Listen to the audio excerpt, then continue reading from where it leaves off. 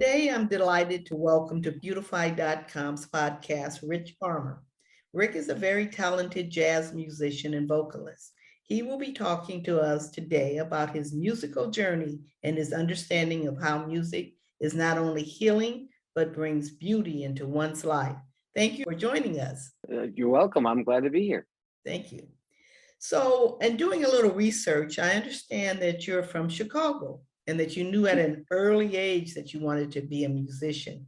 Can you tell us a bit about your background and what attracted you to music?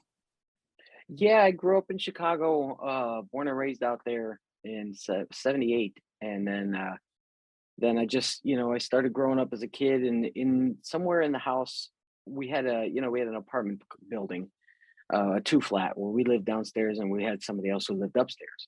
Well, we found out through a crazy scenario that he was hoarding like all kinds of stuff in the apartment. So we had to call his family and they ended up taking him to a home and that kind of stuff. But in the process of getting rid of all the stuff in his apartment, we found a saxophone. Wow. And it was, it was a piece of junk, really. It didn't work. It needed a lot of work. I don't know where he got it or what. And a couple years later, when I started freshman year in high school, I wanted to play the saxophone. I thought it'd be interesting. And they said, well, we only have two saxophones and they're for the band, the marching band.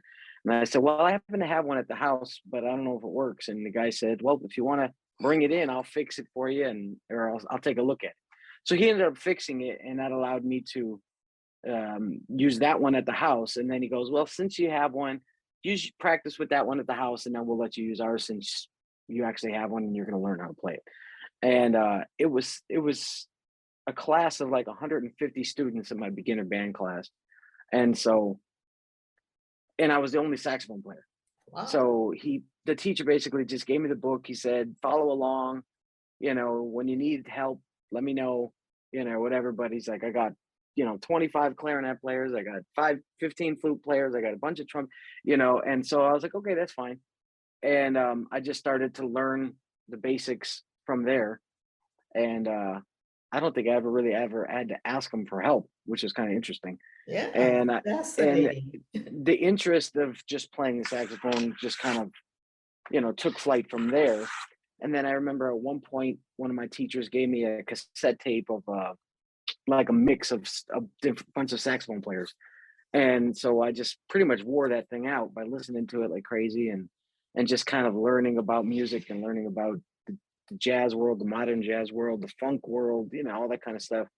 And it just kind of just sprouted from there.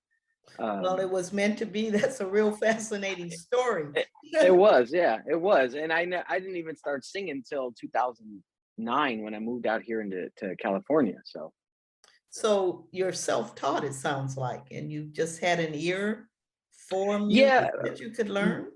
yeah, pretty much. I mean, I just pretty much learned by ear. I was never the best uh, student when it comes to books and reading and math and all that kind of stuff. And I could read music pretty well at the time just based on that's what we did all the time. But even now today, I'm like, man, I don't want to have to read music like all day long. I'm more of a ear guy. I can Oh, read it, but it's kind of, it tires me out. It's, to me, reading music is kind of like reading a long book. It's like same kind of concept. I'm like, I only have so much attention span. I don't know what that is all, so but you pretty much then just decided to pursue music after you got out of high school and you moved to well, California. What's the story here? during high school, I started playing music at the church, and just they let me finally get up in front and play and all that kind of stuff, and I was still growing. I was only like a year or two in, and then finally just got better and better and better, and then I got joined the church band. And then from there, there was a group of guys in the church that had their own like old school band. They were playing a lot of the old school music, which is old school now, and it was still old school back then. But um, and then I started jamming with those guys at one of their gigs, and then did a few gigs with them, and then I started kind of playing out more with just random different people and different acts and stuff. Um, And then I just basically started doing it on my own, where I'm like, okay, I got to put my own band together and start finding my own gigs, and it just took it from there, and Wow. eventually 2009, I was just like, I got to get out of here. I'm going to go to California and just because I just knew the music scene was better out here for the jazz world and all that kind of stuff. And Mhm. it was either go to New York or go to California, and I like the weather better in California. So I just thought, why not? And so because growing up in I think Chicago, you you got all the cold. Yeah. right. I went to school in Chicago, the college, so I think you made the right choice. So you So pretty much stayed with jazz as your style of music? not really. I mean, in all that music, like I said, mostly the cassette tape that the teacher gave me was like modern jazz. It was like smooth jazz kind of stuff. David Sanborn, Dave Koz, Warren Hill, and this was back in the '90s, and so those guys were all pretty new to the scene, and so it was much more in the modern style jazz as opposed to the old Coltrane and Miles and all that kind of stuff. So I didn't really get into the older school of jazz until later on, and but I'm definitely more band oriented, song oriented, as opposed to where jazz is just like, you kind of play the top part and then you just solo on it for 20 minutes, and then the next guy solos and the next guy solos, and then it goes back to the top, and then the song's over. Well, I kind of I'm more interested in the song itself, you know, Mm, and all the different parts of the song coming together, doing their thing, and making it one piece as opposed to just, you know, one cohesive piece. just a Yeah. bunch, yeah, instead of just a Uh-huh. bunch of soloing. So that's why playing with the old school band, doing all the classic tunes from like Tierra and Malo and Santana and Chicago, and all those different Tower Power. It was a horn section in that band, so I joined their horn section. But I was the guy who would go out and do solos in the crowd and do that kind of stuff. They just knew I had that was my niche, is supposed to being in a horn section. And Mhm. to this day, I would not be in a horn section if it paid me. Like, yeah, I don't have that brain anymore. Right. I got to be in the front. I got to be leading, especially now doing the singing. You know, I, I just can't be in anybody else's band as just kind of like a side musician anymore. It's not. Mhm, mhm. It doesn't fit. It doesn't fit. I've already made my name. I already know who I am, and it's like, if you want to book me in your band, then I have to be a feature. Like, it has to be Mhm, that kind of mentality, mhm. because I don't feel like going backwards. You know what I'm saying? Right, right. So, So in your but yeah, evolution, you found out that you could sing and you enjoyed yeah. it. Oh yeah. The thing is that I love performing. So being able to sing was something that I always wanted to do, but I would only sing little harmonies here and there with whatever bands, that would give me a microphone to let me sing. And then once I moved to California in 2009, I was like, well, if I'm going to do music every day for a job, I'm going to have to start singing and adding more songs to my repertoire. And then, and that was it. It just, I started learning new songs. I started downloading lyrics, and just kind of focusing on how to sing, what to sing, how to sing correctly without hurting yourself. Mm, And so now I could sing for literally 4 to 5 straight hours, um, without stopping, and people are mhm, blown away because my standard gig is a 3 hour minimum. mhm, So I'll do an entire 3 block section without a break, and I don't even need a break. And most of that time I'm singing. Where mhm, a lot of singers, they'll sing 20 minutes and then they're like, "Oh, I'm tired," or and it's like, you have to learn the correct ways to sing, otherwise you just blow your voice out. right. So And then eh, playing your instruments, your wind right, instruments, so it's quite a yeah, balancing act, huh?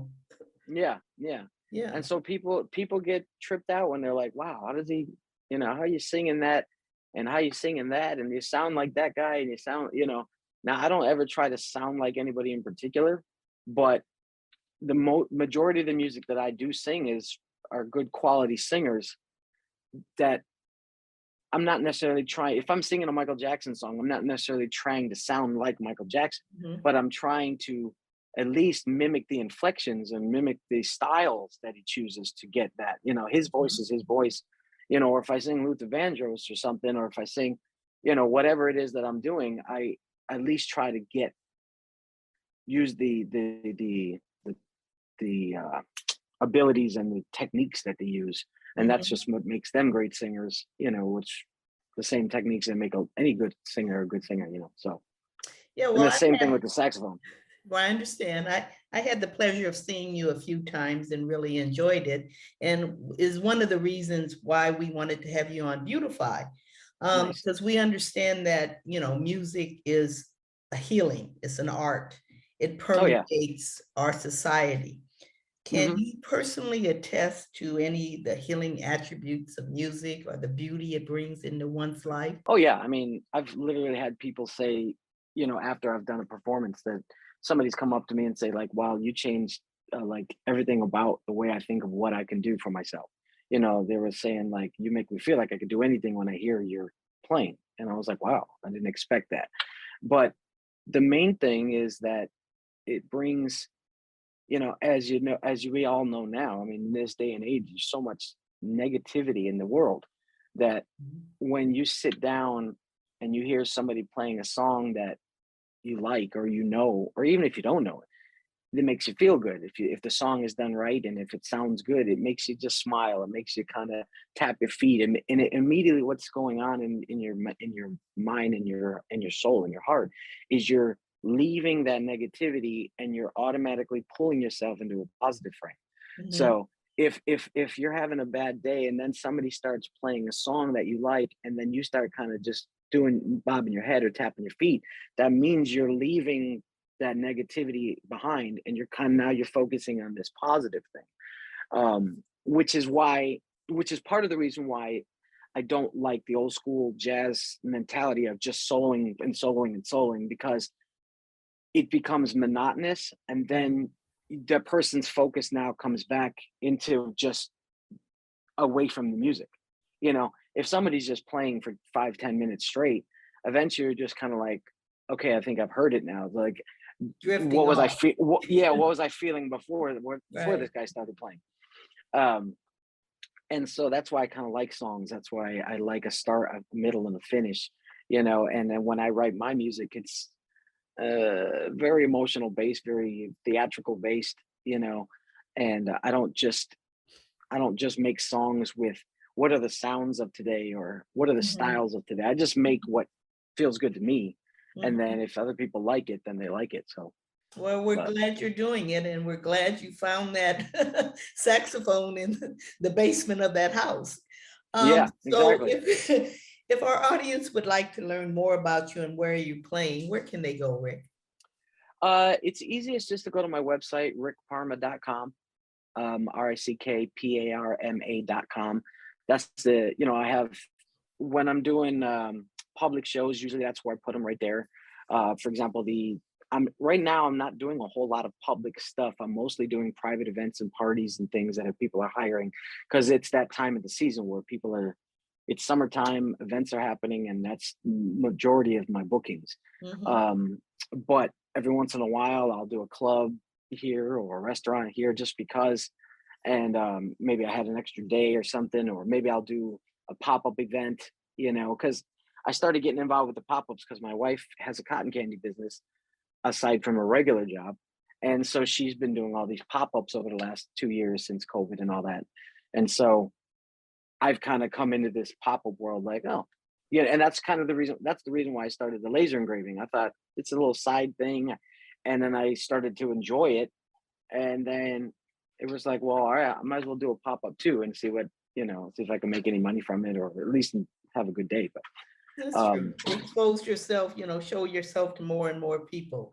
Yeah. yeah, so my website and Instagram, Facebook, mostly Instagram, is where I'll like post things, and then it forwards to Facebook. But yeah, people can find me on Instagram under Rick Parma Sax, SAX, and then but that's like the best way to just follow me. I do have a thing, if anybody would like, if you'd like a free song, I do a text blast as well. And so if you want to get a free song, you text the word jazz to 877 877-200-2651. And I don't know if you can put that on the screen later, but 877 two Yeah. zero zero 2651, and you'll immediately get a click back. It says, here's your free song. Oh, Um, okay. that's another way for people to be posted on, you know, when I'm going to be somewhere or whatever. And then even nationally, like if somebody's watching this and they're in like, Chicago or New York or something, and they don't still get the free song, but I'll put them in the list that puts them for New York. So if I ever come to New York and do a show Mhm. or something, they'll be notified that I'll be in their general state. Yes. Well, I Yeah. certainly encourage everyone to either book you or listen to your music. It is Yeah. very uplifting. And I thank you Yes. so much for your interview today. I appreciate it. It was very fun. It was so nice seeing you in person again. Thank you.